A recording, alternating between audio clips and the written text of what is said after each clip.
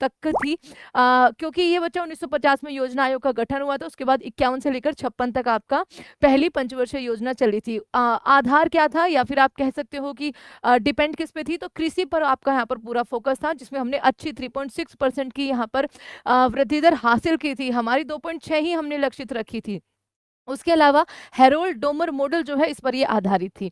थोड़ी सी fast revision होगा क्योंकि हमारे 10 मिनट शो का फॉर्मेट ही यही है ना। अच्छा, पहली पंचवर्षीय योजना किस मॉडल पर आधारित थी, तो बच्चा हेरोल्ड डोमर मॉडल आपका सही आंसर हो जाएगा। पहली पंचवर्षीय योजना का मुख्य उद्देश्य आप उधर भी पढ़ सकते हैं। मुख्य उद्देश्य क्या था भैया, कृषि का विकास करना। अगला सवाल देखिए, अच्छा और तो कुछ नहीं है, औद्योगिक विकास नहीं होगा, कृषि विकास होगा।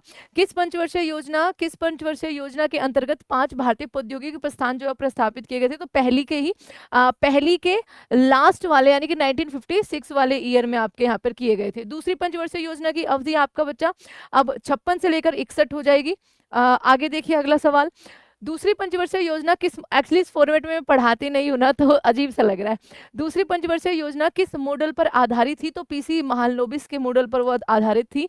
दूसरी पंचवर्षीय योजना का मुख्य उद्देश्य जो था वो आपका क्या था, उद्योगों का विकास करना था। आगे देखिए, तीसरी पंचवर्षीय योजना की अवधि आपकी क्या हो जाएगी, तो 1961 से लेकर 1966 की थी। उधर आ जाती हूँ क्योंकि हिंदी वाला आप ज्यादा प्रेफर करोगे आई थिंक, है ना। तो बच्चा 1961 से लेकर 1966 तक यहाँ पर थी। आगे देखिए, तीसरी पंचवर्षीय योजना का मुख्य उद्देश्य क्या था, तो इसका मुख्य उद्देश्य कृषि विकास, औद्योगिक विकास नहीं, आत्मनिर्भरता के साथ कृषि और उद्योग दोनों को साथ लेकर चलना। तो ऑप्शन नंबर सी आपका सही जवाब हो जाएगा। किस पंचवर्षीय योजना के अंतर्गत सोवियत संघ के सहयोग से झारखंड में बोकारो आयरन और स्टील इंडस्ट्री की जो है स्थापना हुई थी, तो वो दूसरी पंचवर्षीय योजना यहाँ पर आपका करेक्ट आंसर हो जाएगा। ठीक है, तीसरी पंचवर्षीय योजना, आई एम सो सॉरी, तो आपकी तीसरी पंचवर्षीय योजना में जो आपका झारखंड में किसके सहयोग से, यूएसएसआर के बच्चा, तो बोकारो आयरन और स्टील इंडस्ट्री यहाँ पर सही जवाब हो जाएगा।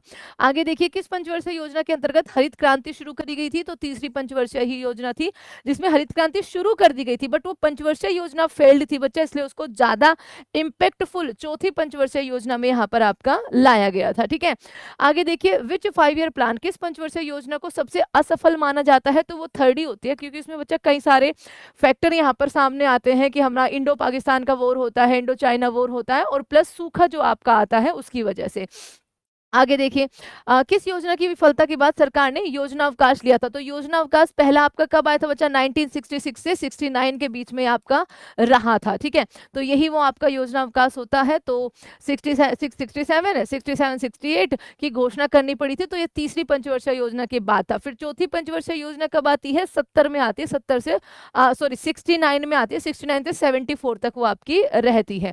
पहली जो योजना अवकाश है उसकी अवधि क्या थी, तो पहली योजना अवकाश की अवधि जो थी बच्चा आपका यहाँ पर 65 से 69 के बीच में थी, ये आपको ध्यान रखना है। ओके, 65 में तो नहीं, 66 से 69 के बीच में रहा था, अभी बताया ना 66 में पहला आया था।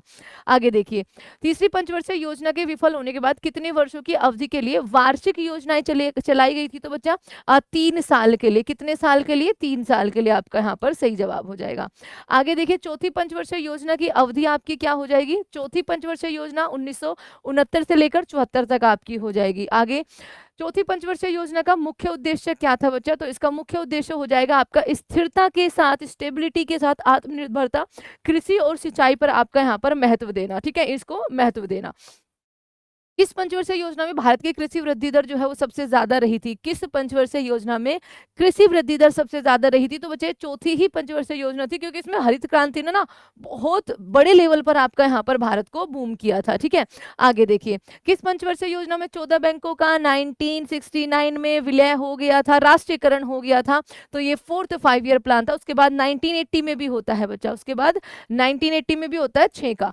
आगे देखिए, किस पंचवर्षीय योजना में सूखा संभावित क्षेत्र कार्यक्रम शुरू किया गया था, तो आपका यहाँ पर सूखा तीसरी में आया था, तो चौथी में बच्चा उसके लिए निवारण के लिए कार्य करना पड़ेगा, तो 4th 5 ईयर प्लान। किस पंचवर्षीय योजना में इसरो की स्थापना हुई थी, तो 1969 15 अगस्त 1969 में हुई थी इसरो की स्थापना, तो 4th 5 ईयर प्लान जो है उस टाइम पर चल रहा था आपका। आगे, पंचवर्षीय योजना, 5वीं पंचवर्षीय योजना की अवधि आपकी क्या रही थी, तो आपका 74 से 78, ये इकलौती ऐसी पंचवर्षीय योजना थी जिसमें बच्चा ये 5 साल की ना होके 4 साल में इसको खत्म कर दिया गया। उसके बाद रोलिंग प्लान लाया गया क्योंकि इंदिरा गांधी की सरकार जा चुकी थी, मोरारजी देसाई की आ चुकी थी, तो 2 साल का यहाँ पे अवकाश फिर से आता है 1978 में। उसके बाद छठी पंचवर्षीय योजना 1980 में आएगी। इसी पंचवर्षीय योजना में गरीबी हटाओ का नारा भी दिया गया था इंदिरा गांधी जी के द्वारा। ठीक है, ये आपको ध्यान रखना है। आगे देखिए, पांचवी पंचवर्षीय योजना का मुख्य उद्देश्य है गरीबी उन्मूलन और आत्मनिर्भरता पर बल देना। आगे, किस पंचवर्षीय योजना में पहली बार गरीबी हटाओ का नारा दिया गया था? तो पांचवी पंचवर्षीय योजना हो जाएगा। कौन सी पंचवर्षीय योजना केवल 4 साल तक ही चली थी? आपकी पांचवी पंचवर्षीय योजना। किस पंचवर्षीय योजना में भारतीय राष्ट्रीय राजमार्ग प्रणाली की शुरू हुई थी? तो NHAI किसमें हुई थी आपकी? आप कहोगे मैम पांचवी पंचवर्षीय योजना में। दूसरा, योजना अवकाश कब आता है? तो 78 से 80 के बीच में आता है, ये आपको ध्यान रखना।